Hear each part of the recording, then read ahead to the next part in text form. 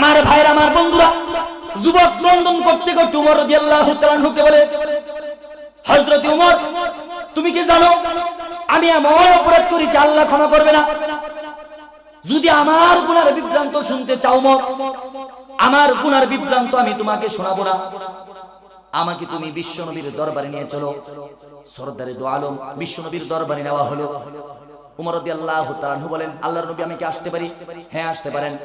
কি হয়েছে? একজন যুবক দেখলাম মক্কার অলিতে গলিতে ঘুরতেছে আর পাগলের মতো কাঁদতেছে। পাগলের মতো কাঁদতে কাঁদতে যুবক অস্থির হয়ে যাচ্ছে, কান্নার আওয়াজে আমি উমর কাঁদি।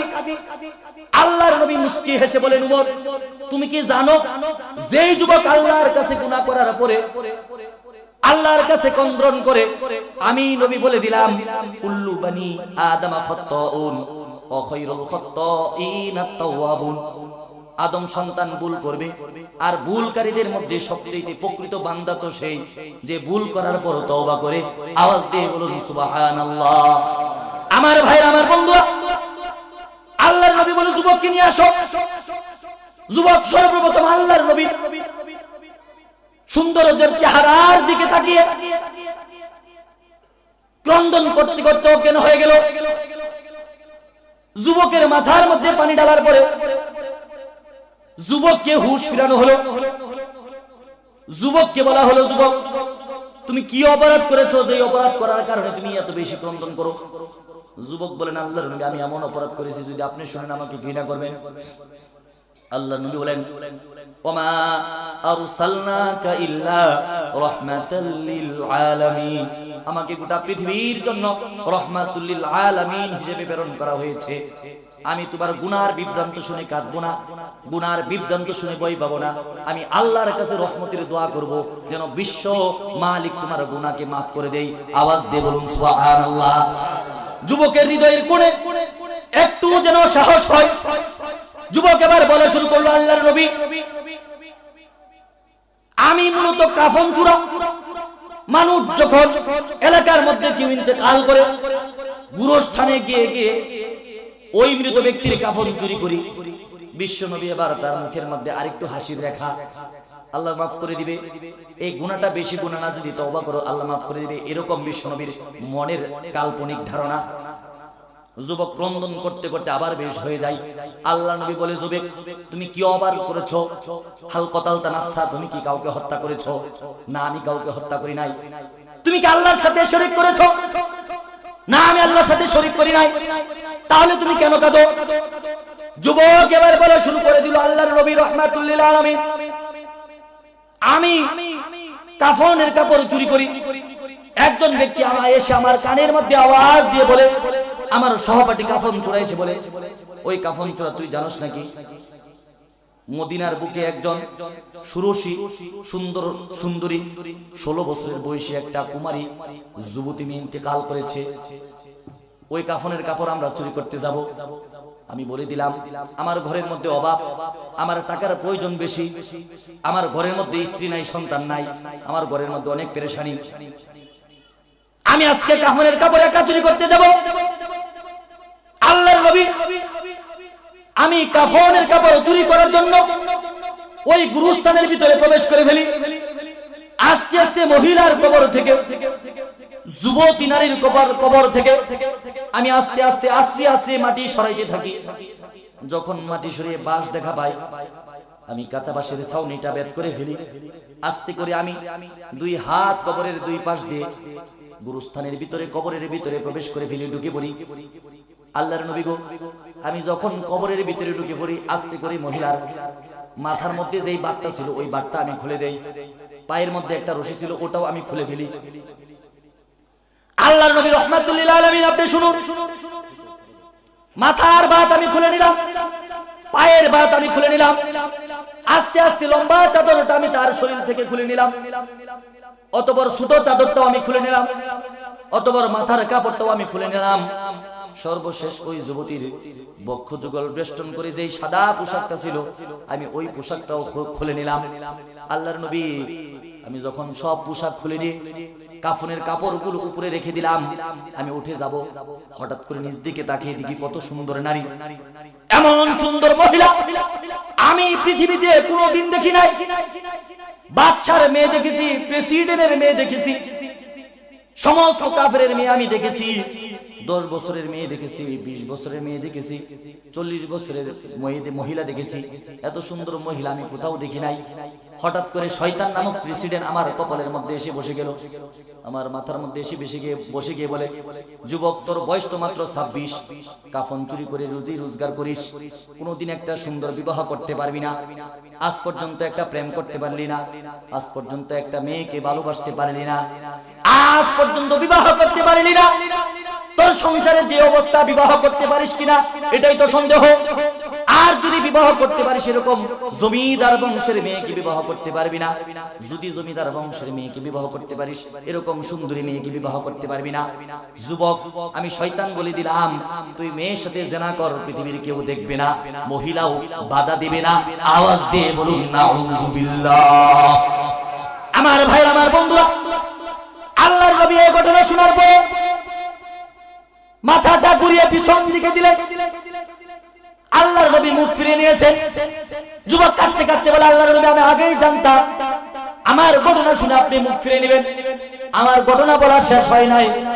আল্লাহর নবী তত বড় শুনুন, আমি যখন মহিলার সাথে অপকর্ম শুরু করে দিলাম, আমি আস্তে আস্তে মহিলার সব পোশাক খোলার পরে অপকর্মে যখন লিপ্ত হলাম, 10 মিনিট 15 মিনিট আমার মনের শয়তানের খাহেসাতকে আমি নিবারণ করে দিলাম।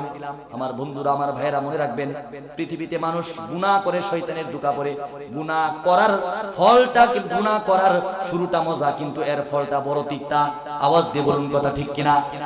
যুবক জিনা করবে, জিনা করেছো গভীর রাতে, একদিন জিনা করার পরে সারা মাস টেনশন করেছে, আমি যে প্রেমিকার সাথে জিনা করলাম, যদি প্রেমিকা গর্ভবতী হয়ে যায় আমার ইজ্জত নষ্ট হয়ে যাবে। আওয়াজ দিয়ে বলুন কথা ঠিক কিনা। যুবক বলেন, আল্লাহর নবী আমি যখন জিনা করলাম আমার ভিতরে টেনশন ঢুকে গেল, আমি ভয় পেয়ে গেলাম। মৃত ব্যক্তির সাথে জিনা করেছি, আমার ভিতরে টেনশন ফিল করতেছে। আমি 2 হাত কবরের উপরে রেখে আমি লাফ দিয়ে কবরের উপরে উঠে যাব, এরকম নিয়ত করলাম। হঠাৎ করে আমি ভাবলাম কে যেন থাপ্পড় দিয়ে আমার পায়ের মধ্যে ধরেছে। আমি নিচ দিকে তাকিয়ে দেখি মহিলা ধরে নাই, মহিলা তো শুয়ে আছে, মহিলা নাপাক অবস্থায় শুয়ে রয়েছে। আল্লাহর নবী আমি মহিলার চোখের দিকে তাকাইলাম, আমি চোখের দিকে তাকাই দেখি 2টা চোখ বন্ধ, মুখটার মধ্যে উজ্জ্বল হাসির রেখা। মহিলা যেন আমাকে বলতেছে, যুবক দুনিয়াতে যদি আমি সুন্দরী মহিলা ছিলাম, আমার সাথে যদি জিনা করতা, আমাকে যদি নাপাক করে দিতা, আমি গোসল করে পবিত্র হয়ে গিয়ে আল্লাহর কাছে তওবা করে নিতাম। আওয়াজ দিয়ে বলুন কথা ঠিক কিনা। আল্লাহর নবী আমি ভাবতেছি, মহিলা আমাকে বলতেছে, যুবক আমি যদি জীবিত থাকতাম, আল্লাহ যদি তোমার সাথে আমার বিবাহ বন্ধনের আবদ্ধ করে দিতেন, আমার জীবন আমার যৌবন তোমার জন্য ঢেলে দিতাম, আমি আর তুমি দুনিয়াতেও স্বামী স্ত্রী থাকতাম, আখিরাতেও স্বামী স্ত্রী থাকতাম। পৃথিবীর একটা নিয়ম হচ্ছে, যুবক শোনো, যখন মানুষ ইন্তেকাল করে তাকে সুন্দর করে গোসল করে পবিত্র করে তারপরে তাকে কবরে দাফন করা হয়। আওয়াজ দিয়ে বলুন কথা ঠিক কিনা। মহিলা যেন আমাকে বলতে শুরু করে, আল্লাহর নবী আমি জীবিত থাকলে গোসল করে পবিত্র হয়ে যেতাম, আমি মৃত্যুবরণ করেছি, আমাকে তুমি নাপাক করে দিয়েছো।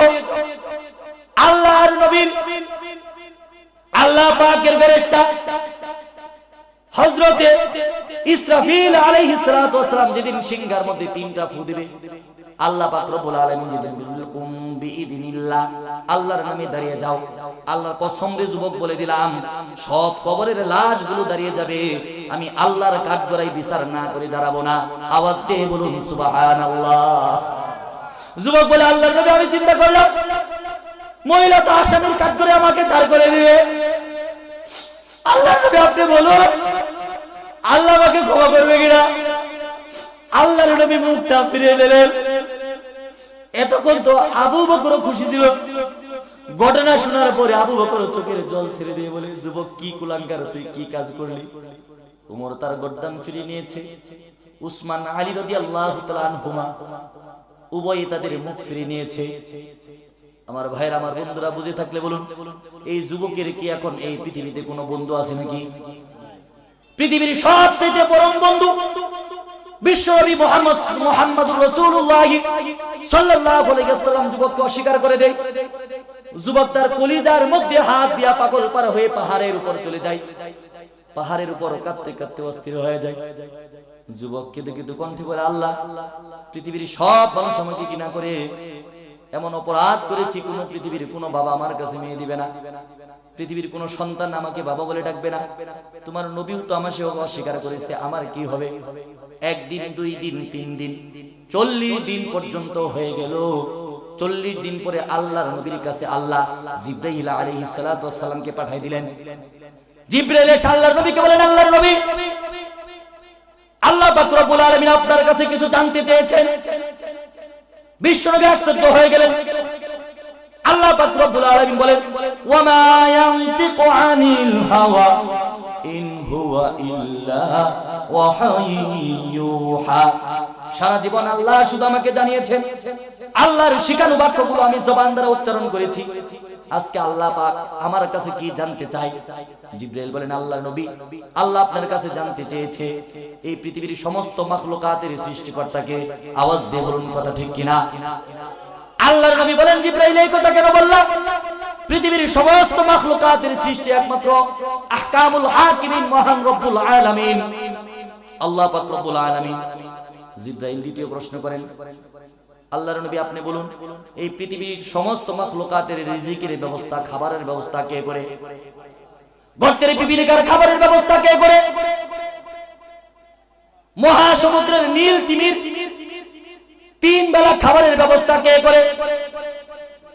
প্রতিবন্ধী, বাবা নাই মা নাই, এই ব্যক্তির খাবারের ব্যবস্থা কে করে? জঙ্গলের সাপের খাবারের ব্যবস্থা কে করে? বা ব্যাঙের খাবারের ব্যবস্থা কে করে?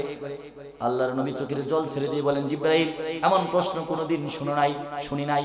তুমিও জানো সব পৃথিবীর মাখলুকাতের সৃষ্টিকর্তা আল্লাহ, তাদের রিজিক দাতা আল্লাহ।